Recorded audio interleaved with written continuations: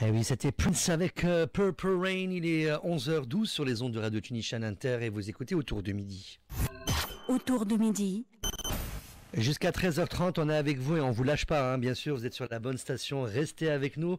J'ai le plaisir de recevoir une invitée engagée et inspirante, Sahar Ben Hassen, psychologue clinicienne et directrice exécutive de l'association tunisienne des greffés de la moelle osseuse. Écoutez bien, à quelques jours d'un événement sportif et solidaire très attendu, ça s'appelle Run of Heroes. Et oui, écoutez bien parce que le titre est très important.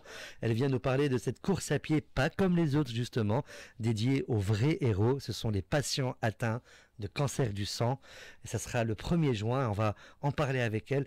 Madame Belhassen, bonjour et bienvenue sur les ondes de Radio Tunishan Inter. Bonjour Mahdi et merci beaucoup pour cette invitation. C'est pour la 4e édition. Là, Tout à fait. On passe pendant les 4 éditions, on passe sur RTCI. Merci beaucoup à toute l'équipe et à tous les animateurs de RTCI. Avec grand plaisir. Ce sont des événements et des causes qu'on soutient et que la radio tunisienne soutient bien sûr. Et on sera toujours derrière ces causes-là nobles. Sur l'événement en lui-même, si vous pouvez nous présenter la course Run of Heroes. Quelle est sa philosophie, son objectif principal? Avant de parler de l'association, oui. Ça va venir. Donc, comme son nom l'indique, c'est la course des héros. Et, nos héros. Nos héros sans vouloir faire d'amalgame, bien sûr. En fait, réellement, ce sont tous ceux qui combattent la maladie derrière les murs de nos hôpitaux. C'est les gens qui sont atteints de cancer du sang ou autres, bien sûr. À qui on pense énormément et on se mobilise pour eux. L'objectif de cette course, c'était une pensée à tous ces gens-là, de la part de l'Association tunisienne des greffés de la moelle osseuse, qui lutte depuis 25 ans pour les personnes atteintes de maladies graves du sang. On va y revenir. Pourquoi avoir choisi le format d'une course pour soutenir les patients atteints de cancer du sang?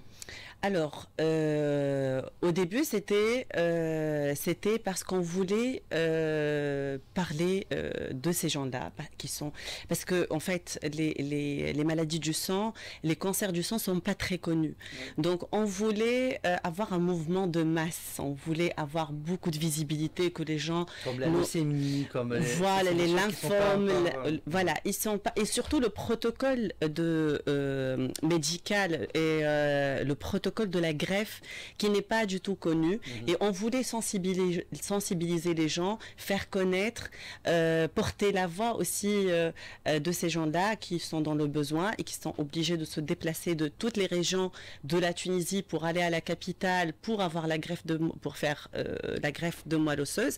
Et donc c'était ça l'idée de base, mobiliser les gens, inviter les gens à venir courir pour la bonne cause. Alors c'est la 4e édition, donc on sait très bien qu'il y a des parcours, on sait qu'on va courir. Quels sont les différents parcours proposés cette année? Est-ce que c'est la même chose ou pas?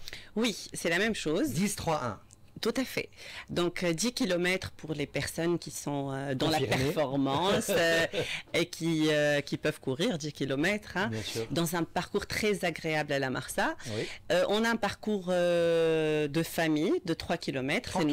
Voilà, on peut marcher tranquillement au bord de l'eau. C'est sympa avec maman, papa, les enfants et en même temps sensibiliser les enfants à l'importance aussi d'être solidaire, de s'engager auprès de la société civile. Et puis un petit kilomètre. Ah là c'est le petit. Oui, le tout petit parcours. C'est pour les enfants de 9 à 12 ans. D'accord. C'est pour une question de sécurité. On limite l'âge bien sûr. Donc ça va être 1 kilomètre. Et tout ça c'est à la Marsa Corniche. Accessible à tout le monde? C'est accessible à tout le monde. Tout le monde peut aller sur le site pour la page Facebook de l'association, Association tunisienne des greffés de la moelle osseuse, ATGMO. Et là, vous allez avoir le lien d'inscription. Et puis, dès qu'on fait l'inscription en ligne, on peut se diriger vers l'un des points de retrait de dossard pour acheter son dossard et se préparer, faire l'échauffement aussi pour la course pour le dimanche. Alors, combien espérez-vous de participants cette année pour cette 4e édition? Alors là, on devient de plus en plus connu. Donc, je pense qu'à Marsa, ça va plus être possible à un moment donné. Non, ce dimanche, pas du tout. Je vous déconseille d'aller faire un tour à la Marsa, à moins que de venir nous voir là-bas. D'accord. Donc l'année dernière, on a eu quand même beaucoup de participants. On a dépassé 1000 participants. Et pour cette année, ça a l'air de bien démarrer ces jours-ci parce qu'on est presque à la limite du stock de dossards. On est très contents. Et on invite aussi, pas que les coureurs, même les personnes qui veulent juste avoir des informations, se renseigner. Il y aura des médecins sur place pour avoir des informations. Pour la sensibilisation, quoi. Tout à fait. Alors, est-ce que justement, parce que il fera beau dimanche, les gens sont chaleureux, c'est convivial, c'est familial. Est-ce que les enfants seront présents, malades? Oui. Est-ce qu'on peut en faire venir? Oui, il y aura des enfants. Auront le sourire. Bon, et maintenant ils sont plus malades. Déjà, c'est en fait chaque année on invite les vrais héros, comme je vous ai dit tout à l'heure, et c'est un message d'espoir pour dire que voilà, c'est vrai qu'on peut avoir un cancer. Je sais que c'est dramatique chez la plupart de nous quand on apprend qu'on a un cancer, c'est directement on pense à la mort, tout de suite. Exactement. Mais là, notre message à nous, c'est de dire que c'est vrai, ça peut être très difficile, mais on est là. Mais à la fin, un cancer, ça se soigne, et on a de très bons chiffres par rapport au taux de rémission en Tunisie, donc beaucoup d'espoir, et donc ils seront là pour un message de vie, un message, et pour qu'ils prennent le relais aussi. Tout à fait. Alors, à quoi serviront concrètement les fonds récoltés lors de cette édition ? Alors, très très bonne question, parce que c'est pas le sport pour le sport. Là, c'est un événement solidaire, et tout cet événement a été pensé pour le foyer d'accueil de l'association, de la TGMO, qui est l'association partenaire du Centre national de greffe de moelle osseuse. Et comme je vous ai expliqué tout à l'heure, c'est pour avoir la greffe, l'allogreffe, c'est-à-dire recevoir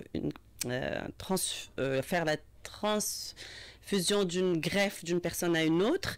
On a besoin de se déplacer à la capitale, d'accord? Donc tout le monde n'a pas forcément les moyens d'habiter sur Tunis, surtout que la période est assez importante aussi. Et donc là va venir le rôle, on va voir le rôle majeur de l'association qui va héberger des malades, la personne malade et un accompagnateur pendant tout le protocole médical, et même après pour les contrôles, ils vont venir habiter gratuitement au foyer d'accueil de la TGMO. Et donc cette course... Le foyer d'accueil qui a une capacité d'accueil de 12 lits. 12 lits. Ils sont tous occupés pour l'instant? On essaie de gérer en fait.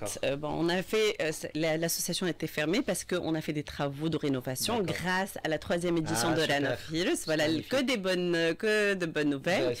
Donc, et puis c'est bien que les gens savent où est-ce que l'argent va. Oui, bien sûr.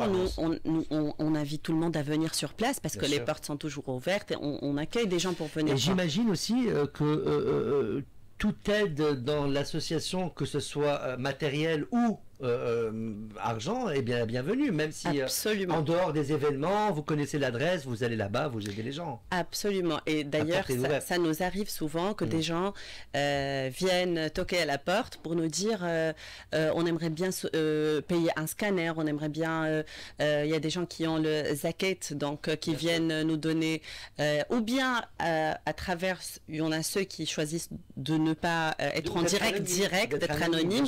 Et on a ceux qui insiste à avoir le contact direct de la famille, et donc notre rôle c'est d'être intermédiaire. Exactement. Et de favoriser bien sûr, on a aussi des lits, donc ceux qui veulent faire des dons avec des draps, literies, rideaux, tout ça on accepte aussi. Voilà. On peut aller sur la page et on peut vous contacter pour tout don. Tout à fait. En fait, on est très réactif sur la page, donc il suffit de nous envoyer un message et on répond systématiquement. Et voilà, c'est pas que des dons matériels, ça peut être un don nature aussi. D'accord. Alors, quel type de besoins rencontrez-vous au quotidien concernant l'hébergement et le transport des malades ? Alors, essentiellement, la grande charge, c'est le foyer d'accueil en soi, le loyer, parce qu'on loue, c'est pas une c'est pas à nous. Oui, non, du tout.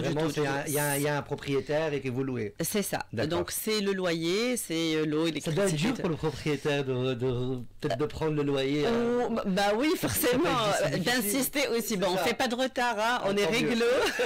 Parce que ça doit être difficile pour lui d'aller réclamer son loyer quand même. C'est difficile surtout pour nous d'aller chercher l'argent et de toujours demander s'il vous plaît, on a besoin de payer notre loyer.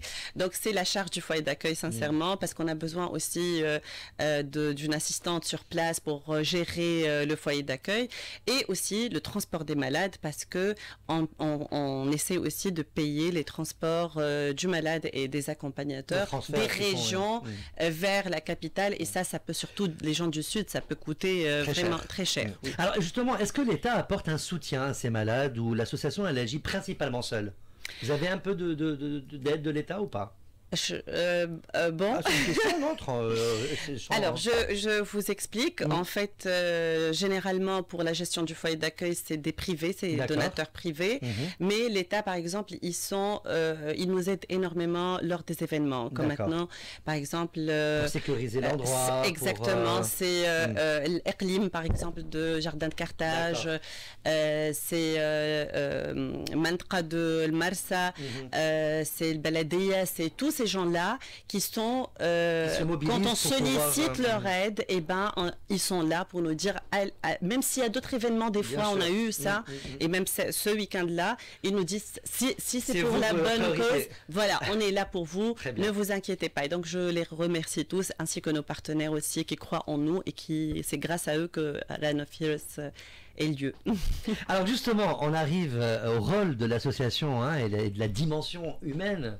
Quel est le rôle de l'association tunisienne des greffés de la moelle osseuse au-delà de cet événement sportif? Alors, la TGMO, elle est présente tous les jours à l'hôpital, déjà, pour Centre national de greffe de moelle osseuse.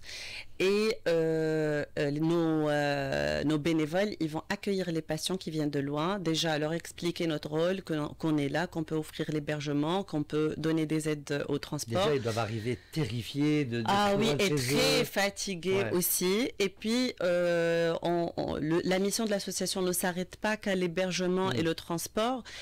Il faut savoir qu'un greffé de la moelle osseuse, il a besoin entre 12 et 15 donneurs de sang et de plaquettes disponibles pendant la greffe de moelle osseuse. Et vous imaginez que quand la personne elle est en unité stérile et qu'elle n'a pas de famille sur Tunis, c'est presque impossible d'avoir autant de poches de sang. Et donc ce qu'on fait, c'est ce que l'association fait aussi, c'est de sensibiliser aux dons de vie, sang et plaquettes, et de contacter. On a un registre de donneurs qu'on contacte, que je remercie d'ailleurs aussi pour leur générosité, c'est des gens extraordinaires. Bravo. Et d'ailleurs, un appel, puisque je suis sur antenne, à toute personne qui souhaite être là, qui souhaite jouer le rôle de héros dans la vie de quelqu'un d'autre aussi, parce que donner du sang ou des plaquettes, c'est donner de la vie aussi. Bien sûr. Donc, ils peuvent nous contacter pour devenir des donneurs réguliers de sang et de plaquettes. Donc, on peut toujours aider, hein, même à petite échelle. Ah bah oui. Même une petite parole. Ah bah oui, un sourire. Ah bah oui, si vous voulez aider, il faut juste contacter la TGMO. Alors, vous êtes psychologue clinicienne. Quel impact psychologique ont les maladies graves comme les cancers du sang sur les patients et leurs familles? C'est un volet très important en fait, parce que et ça concerne pas que les maladies, que le cancer. Hein, en fait, c'est toutes les maladies graves en général, avec la stigmatisation, avec ce qu'on a comme idée des représentations qu'on a de la maladie. Ça invoque directement des angoisses de mort, comme vous avez dit tout à l'heure, la peur, et puis aussi, on n'a pas beaucoup de temps pour le côté psychologique, parce qu'on est directement dans les analyses. Repris par le côté médical. Quoi. Exactement, c'est le côté médical, l'urgence médicale qui prime, et donc la personne, elle va courir dans tous les sens et va pas se rendre compte du désastre psychologique qui va apparaître par la suite. Et donc, en tant que psychologue, nous, on va accueillir toute cette souffrance, la souffrance qui est en rapport avec l'annonce de la maladie, toute la dynamique familiale qui va être être complètement chamboulé par rapport à ça parce que un cancer, ça va changer le rythme et l'ambiance de toute une famille, que ce soit pour les enfants, que ce soit pour les adultes, c'est pareil. Il y a des conséquences sur le travail, sur les relations personnelles.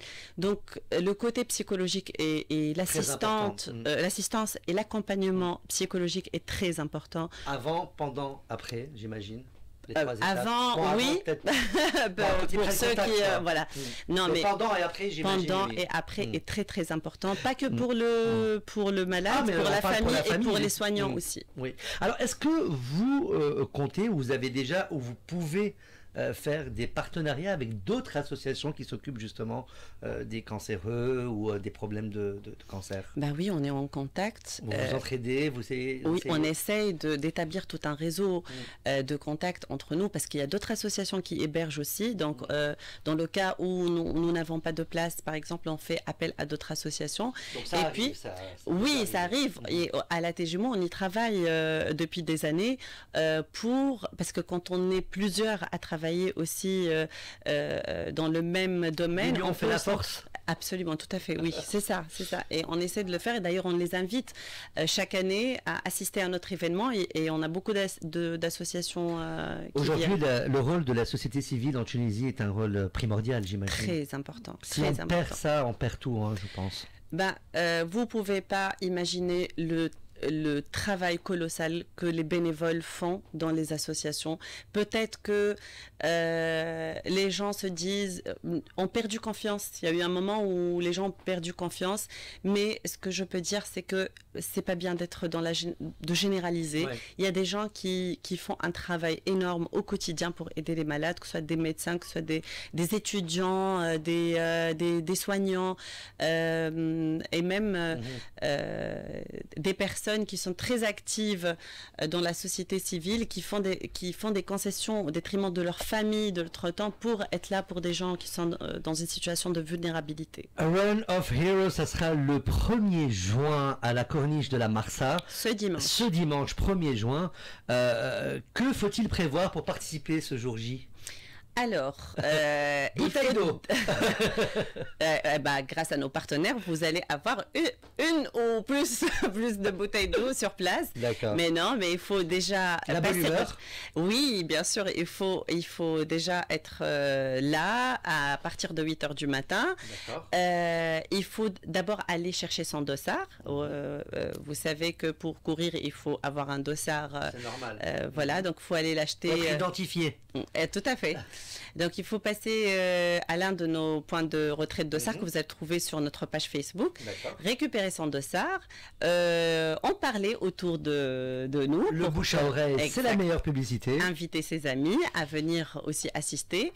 Et puis, venir le jour J. Il y aura de l'ambiance, il y aura la musique, il y aura un très beau parcours. Il y aura des cadeaux. Des cadeaux.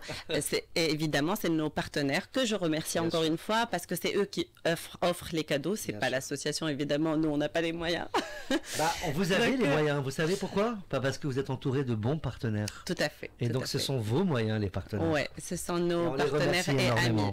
Absolument, merci beaucoup. Bravo pour tout ce que vous faites, en tout cas. Encore quelques petites questions avant de conclure. Quel message souhaiteriez-vous adresser aux auditeurs qui hésitent encore à participer? Je vais leur dire que l'année dernière, par exemple, pour l'anecdote, il y avait un jeune qui était dans l'unité stérile et qui suivait le marathon et il savait pas, en fait, il comprenait pas trop ce que ça voulait dire course à pied et tout ça, et donc le seul moyen c'était de voir la page. Et après, quand je lui ai rendu visite juste après l'événement, il était très ému parce qu'il a vu le nombre de personnes. Il m'a dit mais tous ces gens-là sont venus pour nous, et c'était énorme parce que pour lui, quand il était à la fac, il parlait de la greffe, personne n'en savait rien. Donc pour lui, c'est énorme que ces gens-là, à partir de maintenant, vont savoir ce que ça veut dire qu'une greffe de moelle osseuse. Et donc venez, parce qu'il y a des gens qui nous voient, même s'ils sont dans les hôpitaux, et ils peuvent nous voir et ça va leur faire plaisir, énormément plaisir. Merci beaucoup Sahar Ben Hassan pour votre Ben Hassan, excusez-moi, pour votre présence et pour votre engagement sans faille auprès des patients atteints de cancer du sang. Run of Heroes, ce n'est pas qu'une course, c'est un élan de solidarité, un moment de partage, une preuve vivante que chacun de nous peut devenir un héros en apportant son soutien, même à travers quelques kilomètres. Rendez-vous donc ce dimanche, le 1er juin, à partir de 8h sur la corniche de la Marsa pour marcher, courir, surtout soutenir. Les inscriptions se font aussi sur myevents.tn, Oui. sans oublier. Chaque pas compte, chaque participation est un geste d'amour. Merci encore et bravo à toute l'équipe de l'ATGMO pour cette belle initiative. Merci encore pour tout ce que vous faites. Et merci beaucoup Mahdi et merci à RTCI pour d'être aussi notre partenaire. Merci beaucoup, c'est normal. 11h32, on continue dans Autour du Midi jusqu'à 13h30. Tout de suite, la plus belle pour aller danser, bien sûr, Sylvie Vartan.